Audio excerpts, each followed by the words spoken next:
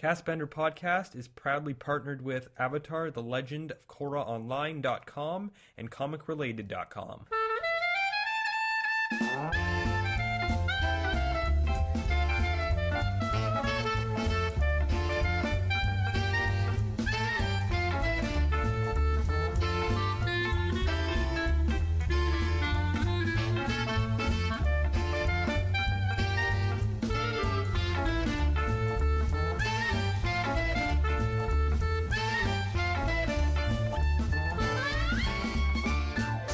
And welcome to Castbender episode 62 for February 11th, 2014. You're here with the Castbender crew, and we have a very special interview for you today. We sat down and had a chat with LOK Legends, a Twitter account and YouTuber that has been making content for a while now, and we thought, what better than sit down and have an interview and discuss some of the background information revolving around this channel and Twitter account.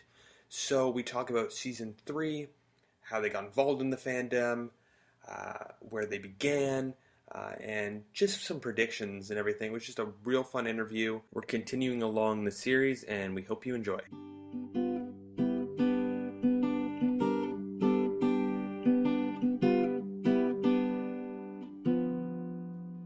Okay, everybody, we're here today, and we got a chance to sit down with LOK Legends to talk about how they got involved in the Avatar and Legend of Korra fandom and future plans, etc. And we're going to discuss some Avatar, etc. So, without further ado, LOK Legends, can you introduce yourself? Hey, my name's Ali. I'm also known as LOK Legends. I usually blog about The Legend of Korra and Avatar The Last Airbender on Twitter and YouTube. Awesome. So that's fantastic. We kind of came together and we conversed on Twitter. I'm not sure quite how. I think it was probably through Kevil and legendofkorraonline.com.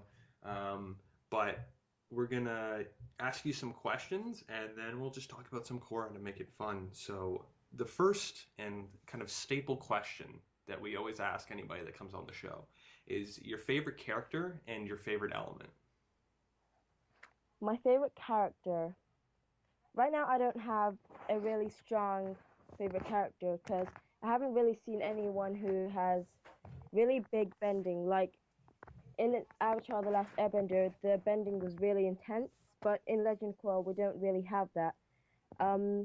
But so far my favorite character has got to be Korra because she's like the only one who's really showing intense bending. So yeah, my favorite element, probably fire, since it is the element of power. Awesome. Yeah, fire happens to be my favorite as well. Awesome. How about like your least favorite character? I know a lot of people have really deep hatreds for some characters, so is there any character that you just can't stand in both universes? Mako.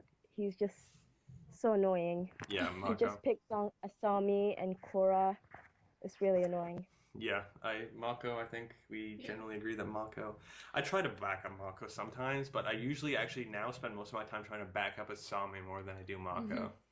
Yeah, well, they all need some backing up from time to time. Yeah, that's for sure. Okay, AJ, you got the next one? Yeah. So we were all wondering how you got involved in the Korra fandom or the Avatar fandom in general.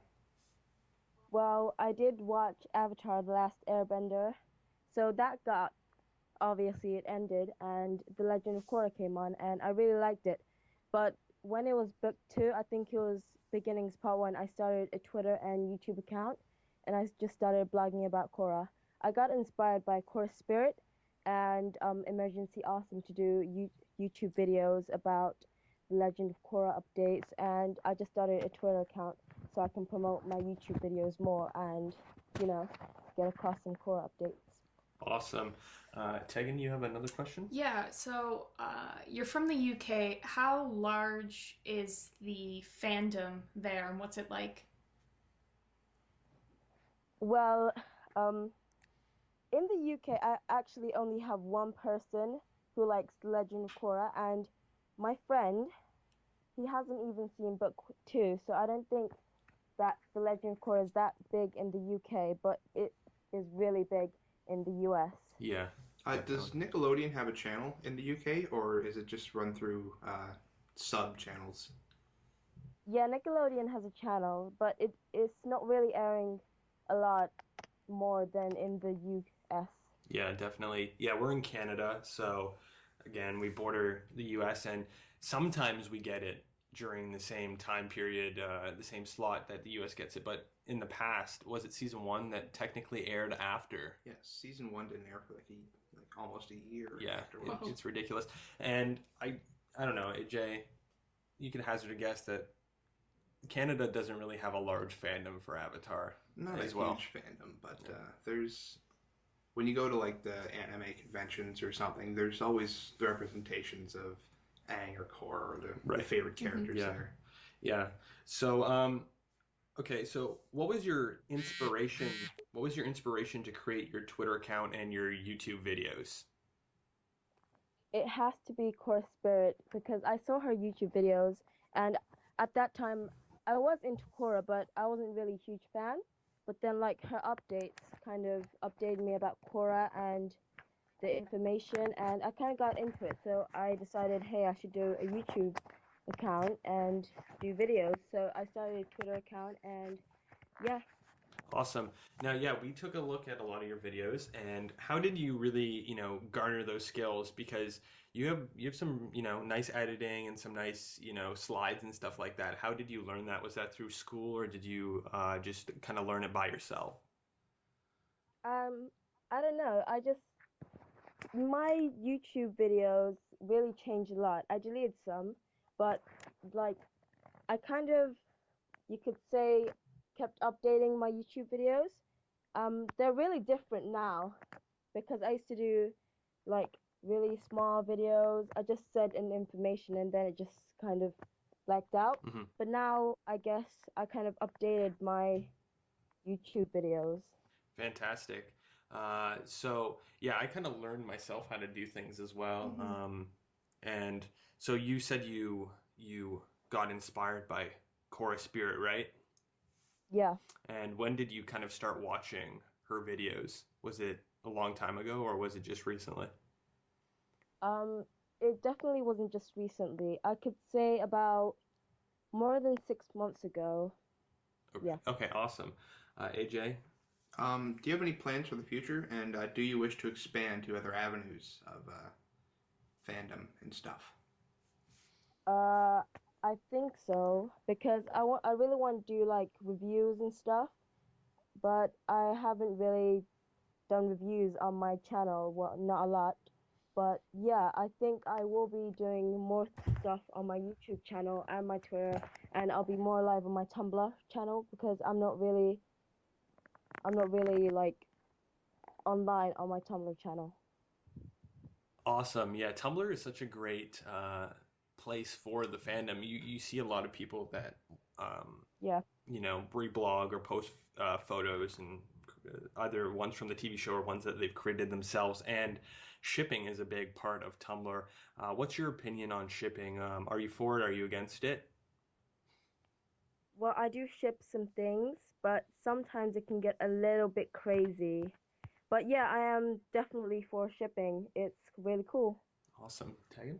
Yeah, so people talk character development a lot in Korra, not just on our podcast, but in the forums. So, do you feel that the creators are doing a good job with character development? Yeah, I think that the character development in book two was really strong, but I think like they're kind of ignoring Asami because like we didn't really see a lot of Asami in book two, so I hope that maybe in book three we can get more development from Asami. Yeah, I agree. Asami, I've taken recently a stance for Asami.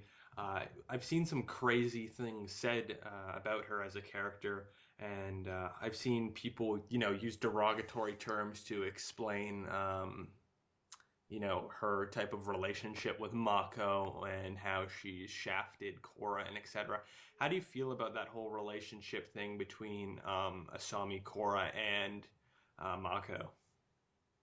It can get really annoying because Mako can't choose if he wants Korra or Asami, but then again, I think that somehow in book three and four they'll kind of take that aside and more like focus on their friendship more than their relationship as partners. Exactly. Do you feel that Mako is a victim, like some people argue, or that he definitely gets what's coming to him in terms of, uh, he's a bad guy? I don't think he was doing that on purpose, but sometimes he can get a little bit crazy. Like when Korra kissed Mako and she lost her memory, Mako just went over and said, "Oh yeah, yeah, we're still together. It was just a little fight." So he could have said the truth, and Sami was literally right there, and that kind of annoyed us. But then again, he kind of opened up at the end of book 2. Yeah, definitely. Do you feel ultimately, do you think Mako will get with Asami or Korra? Well, it definitely has to be Korra, Hmm. obviously, but I think that somehow Asami will get hurt and people will get mad at the creators of the show because they like the creators of the show created some kind of love triangle. So they can't get rid of that anymore because in book 4 it will obviously have to be Korra who gets Mako, so she's the main character, and like I think that they have to make like another character for Asami. Okay, yeah, yeah, that's another character. We've talked about other characters being introduced, and do you think it would be good to add a new character to Team Avatar 2.0, or do you think that ultimately the team should remain as Mako, Bolin, Korra, and Asami? I would love if they did like add another character, but do the question is, do we really need another character? Because we already have the Earthbender, the Firebender, the Waterbender, and obviously we can't get an Airbender, but we do have Jinora Iki, the Airbenders. But Right. do we really need another character in the team? Yeah, I don't know if we do. Um, Through Avatar: The Last Airbender, the introduction of characters to the team was a lot more spread out because obviously Toph doesn't come in right away, and then you have people that are kind of involved with Team Avatar for a certain amount of time, like Suki or and then Zuko towards the end there. And yeah, I kind of agree. I don't know if you necessarily need another character as a permanent fixture of the team, and I kind of Tenzin's role in it, even though he's obviously not part of the team. I think his type of role really fits in because he's seen a lot on screen with these characters, but he's not necessarily part of the team. So, AJ, you have another question. Yes. Which character do you hope to see improve or grow or even become more important in the upcoming season? I think Asami needs more kind of development and screen time because in book 2 she didn't really get any attention from the other characters, and in the book 2 finale Cora's just like, "Hey, can you just bring my dad back?" And then she's like, "Yeah, okay," and we didn't really get to see her. And in book 1 she really proved that she has these really amazing martial arts skills, and like it's like they completely isolated that in book 2. Yeah. So, in terms of specific development of Asami, do you want to see her being more of a fixture in terms of, yeah, the martial arts, or do you think she can be part of Team Avatar by being more of a friend than just a relationship interest? How do you think that she needs to fit in? What would be the best way? Well, they could kind of give her like a weapon or something, and they could like make their friendship a lot more stronger in book 3, because right now I don't think Korra and Asami have a strong friendship. Yeah, like I think that Korra and Asami could have a good friendship, that kind of whole girl power thing. Hmm. You see it a lot in Avatar: The Last Airbender with kind of the Ty Lee, May, and Azula kind of duo, or sorry, trio of girls there. And I think that would be a really effective way of. And with the new images that are coming out for season 3, it looks like they're spending more time together alone, Mhm. Hmm. and that just makes the Korra-Sami ship just Oh, yeah, that. all that more important. Before we move on, how do you feel about that Korra Asami ship? Do you think it's a bit far fetched? I'm a total Korosami shipper. It's just I just ship Korosami so much, and I hope that we get more Korosami in book 3 and they develop as friends. Awesome. Tegan? Yeah, so there's been a lot of talk about seeing more of the Earth Kingdom and that the next season will have more of a Last Airbender feel. How do you feel about that? Are you excited at all? Yeah, I'm excited because we haven't really seen a lot of earth-bending themes in book two or book one, and if they went to the Earth Kingdom or explored some Earth themes in book three, it would be really, really cool. Yeah, like, you see a lot of water bending, especially that kind of dominated the first two seasons. So moving to the Earth Kingdom would be fantastic. How do you feel about the Earth Queen being a villain? Do you think that would be a good departure from season one and two? Yeah, I think that would be cool because in the last seasons we only got water-bending villains, and getting a strong female earth-bending villain would be really cool.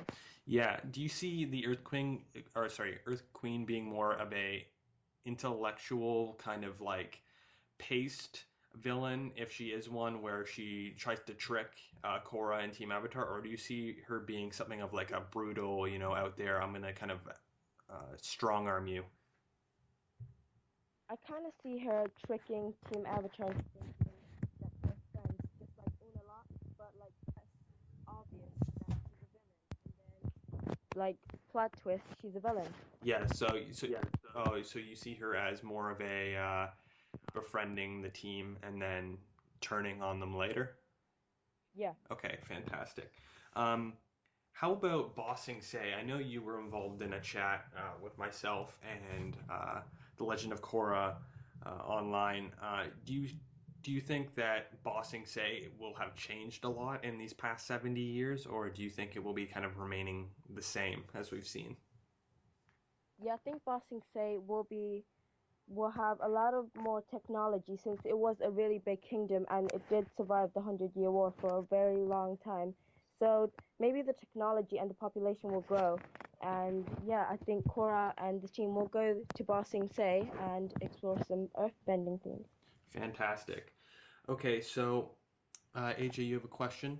Yes, yes. Do you have any bold predictions for season three? Like anything out of the ordinary, anything extraordinary you think it's going to happen? Or is it just going to be more of the same kind of melodrama stuff? Um, I don't know, maybe like since the spirit portals are open, something like spirits might start jumping everywhere in the Earth Kingdom, and Korra has to go there and stop all these spirits.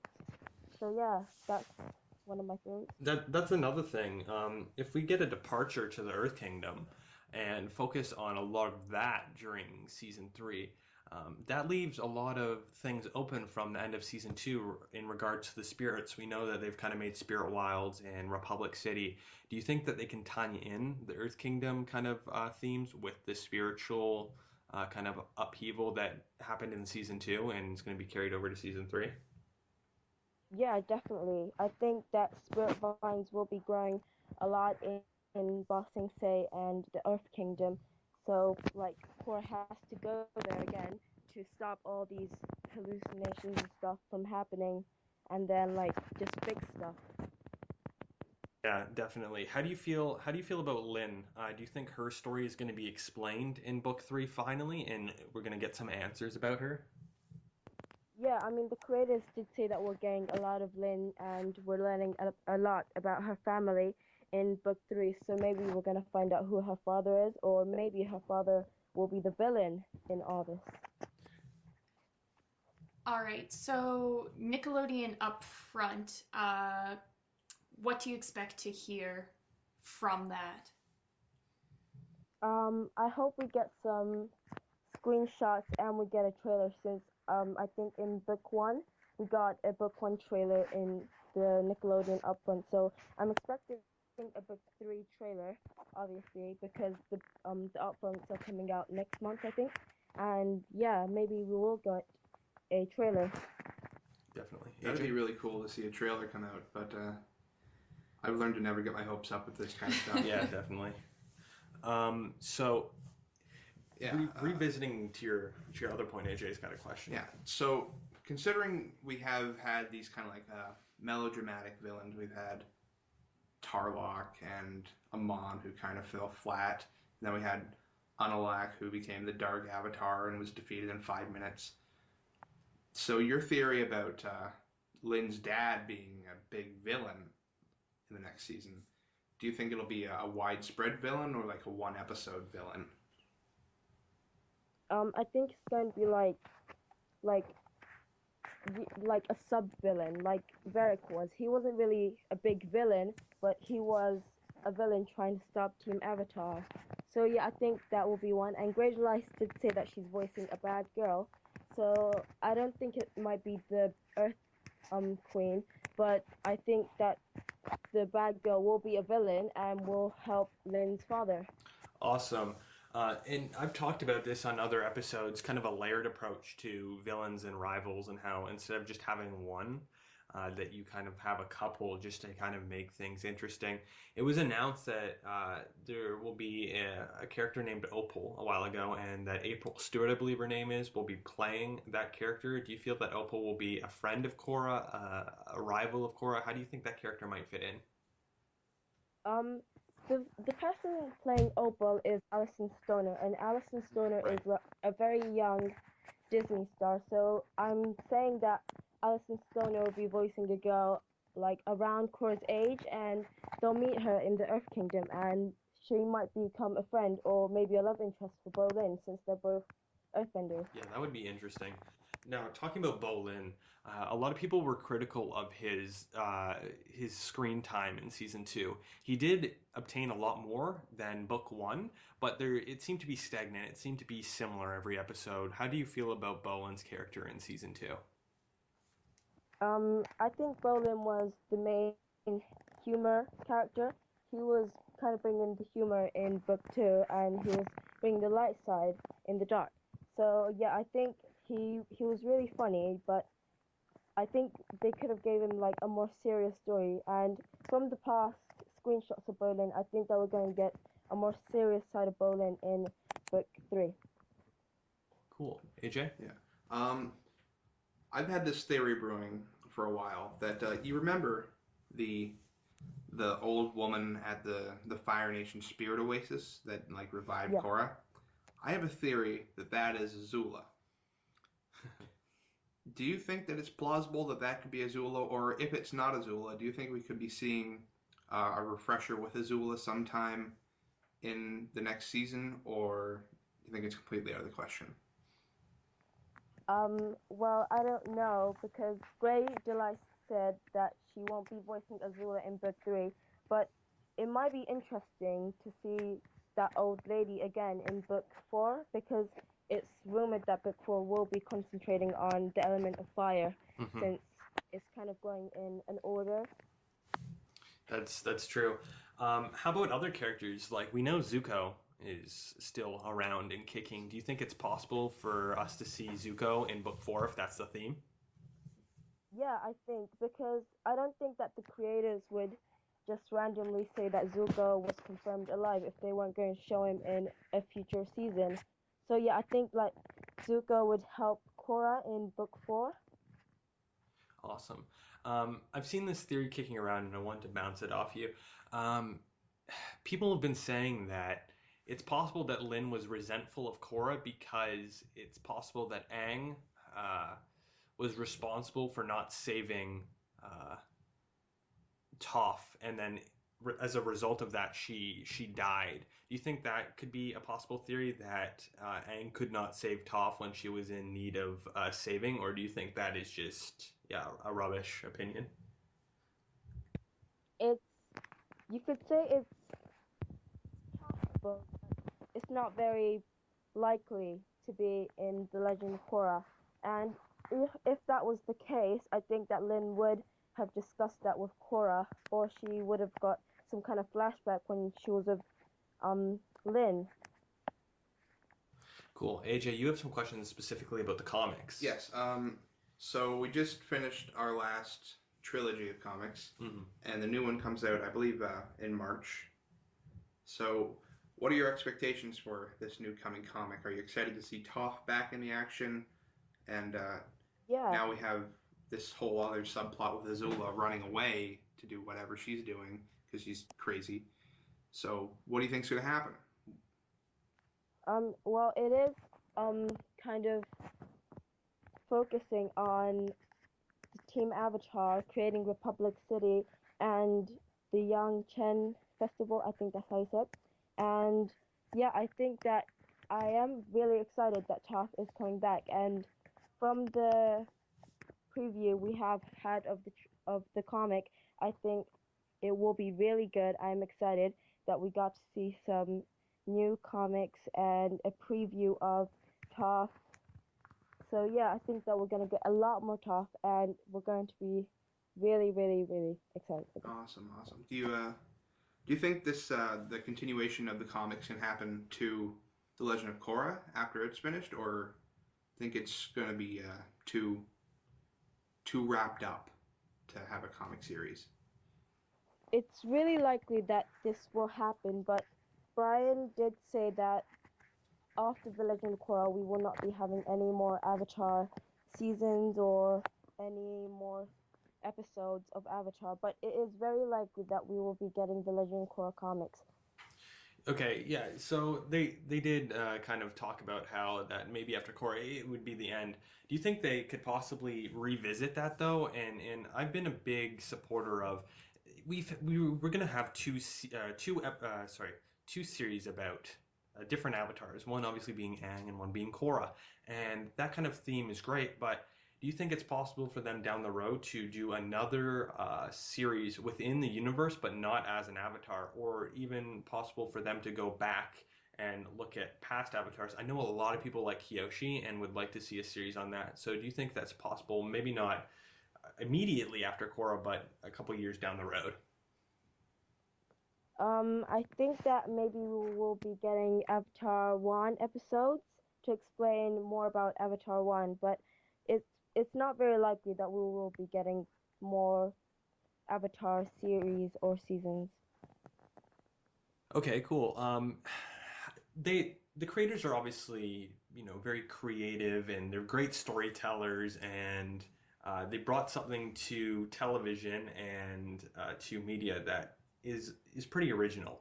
So, do you see them going on to make another animated series, not about anything about Avatar, but just another animated series afterwards? Yeah, I'm pretty sure that they're going to make another animated series, but I don't think it's going to be based on Avatar or anything about Avatar, but I think that they will make another animated series with the same, you could say, the same animated versions of Avatar, but not exactly Avatar. So yeah, that's what I think of it. Cool, cool. Tagging? Yeah, do you think that there's a possibility of there being a Korra movie at all? Similar to the M. Night Shyamalan disaster. Since that other movie was not a very good movie, I don't think that Brian and Michael would even dare to make another movie because it would just seriously just end the series of a really bad note. Yeah, they seem so resentful that that happened. It it had a good it was promising, you know what I mean, that you could do a live action because with the technology today you can make things awesome, but like M. Night Shyamalan just screwed it up. And I know there's been whisperings of him trying to revisit it and try to pump out the last two, but that doesn't seem like it's gonna happen. But if it ever did, do you think Korra would be a great franchise to make a live action movie about, or do you think they struck out once, so why even bother? I say Korra would be a much easier animation movie to make because since The Legend of Korra is in the 30s or 20s, so it would be like much better because like Avatar, the last Airbender movie was very like olden days, like really old. So that was obviously really hard for them. But since The Legend of Korra is a much, you know, younger generation, so we could possibly be seeing it, but I don't think it would be really good. Awesome. Okay. Awesome, yeah. So a topic we've been talking about a lot lately is ranking of the past avatars, including Korra. And you gave us a list, but Yeah. we want to go over it Yeah. again on the show. So could you rank the avatars in order of the best to the least? And I know Korra's not done yet, and that's a lot of people don't know where to put her, but just a tentative ranking for now. Um, First would be Kiyoshi, definitely. And then second, it would probably be Aang. Third, it would be Korra. And no, third, it would probably be Roku and then Korra. Okay. How about Juan and Yang Chen?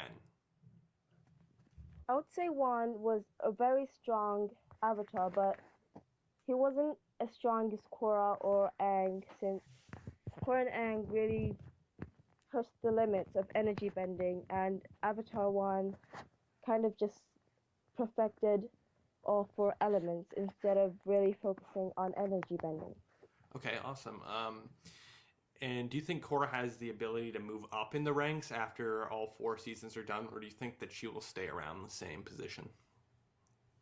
I could say that she could improve on her bending, but I think that she's perfectly mastered energy bending, since she can go all gigantic and blue, and she can take away people's bending and she can restore it.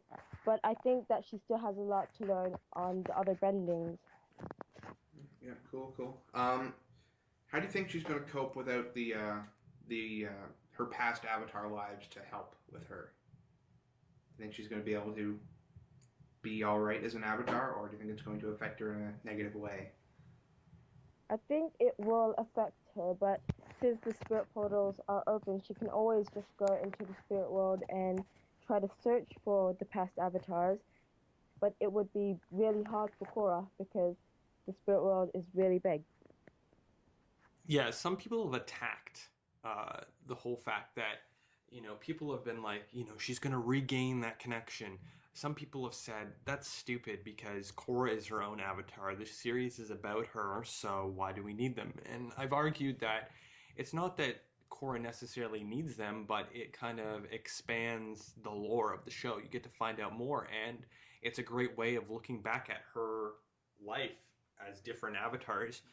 Which side do you fall under? The side where it's not paramount for her to have the past connections, or and that the fact that it's just a great way to look at past avatars, or that no, she doesn't need it because it's solely about Korra. I would say that it is Korra's show and Korra is her own avatar, but it would help if she had all the past avatars help, since she kind of needs to learn more about her past lives. And I think that it was a mistake that the creators kind of just deleted all of Korra's memories of all the past avatars. But I think she will regain her connection. If she doesn't, it wouldn't be like terrible, but it would be kind of disappointing. Um, so we've talked about this, and I talked about it on the Castbender post show last week.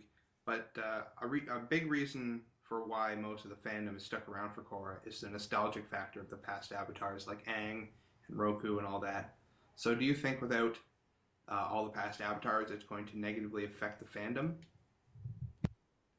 Um, Not really. Maybe because I thought we would be seeing more Avatar in book 3, but I think that we will be seeing more avatars, but not necessarily in the same way. But yeah, I think it will kind of affect the fans by not seeing any of the past avatars. Awesome. So we're gonna wrap up the interview here, and we have one last question. We've all placed our bet on when The Legend of Korra Book 3 will premiere. AJ has suggested the fall, Teagan has suggested the summer, and I have suggested the spring, specifically April. When do you think Season 3 will air? I would say probably either April or July. Awesome.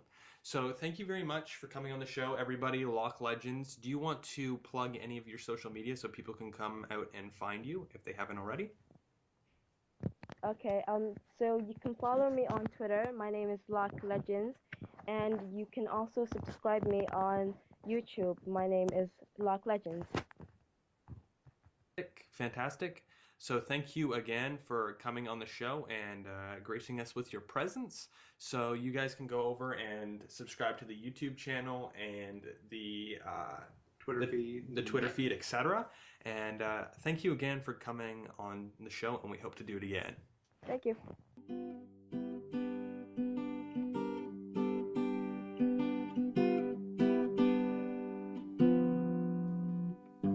It's 7 in the morning, and I'm building a tree house for two. It's 7 in the morning, and I'm building a tree house for two. Let's make up the mess we made from mayhem and chess. But there is silence on the other side. Moon and mills, pocket full of pills. Trying hard to stay off the track. But my wonderment is you in the side. That's it for the interview. I hope you guys enjoyed it a bunch.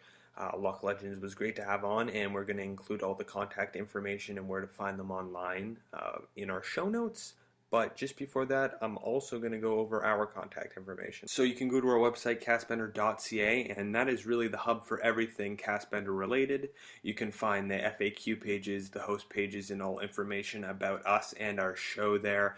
Any of those questions that, if they don't help you, you can go over to our Twitter at twitter.com/castbender or our Facebook, facebook.com/castbender, and ask us a question there, and we can do our best to answer. We're always around. And if you want to subscribe to our podcast on iTunes, that would be fantastic. Just go to your iTunes store directory, type in Castbender Podcast or even Legend of Korra, and go over to podcasts, and we'll be right there. You can subscribe, and please give us a rating and a comment. That would be greatly appreciated. Also, we do this show for free, and we spend money out of our own pocket. So if you want to go donate, you can go to our website, castbender.ca/donate.html, or there's a donate tab right there, and you can either donate monthly, or you can donate a reoccurring amount, and you get perks for doing such. So I think that pretty much wraps it up for today. Again, I hope you enjoyed the interview, and we'll be back next week with another episode of Castbender Podcast. Enjoy, everybody.